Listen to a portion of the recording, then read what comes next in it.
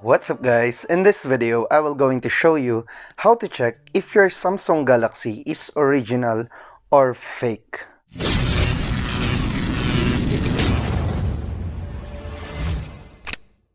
So there are two ways guys, let me show you the first one. First up, you just need to dial in your dialer the *#0**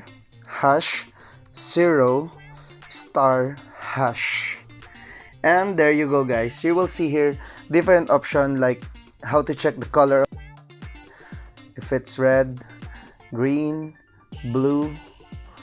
And take note guys, for back button, once you open it like green color, for back button you just need to press the back button twice to go back to the main menu. And because Samsung has special test center and it's just work on Samsung Galaxy phones, so you can check here how the sensor work. There. Also the LED, you will see if it's red, green, you will see here the color, if it's blue. So second ways, you just need to go again to the dialer of your phone, then press here *#006#, and we have here the IMEI numbers. So we have two IMEI numbers here, and you can compare it on the box of your Samsung phone.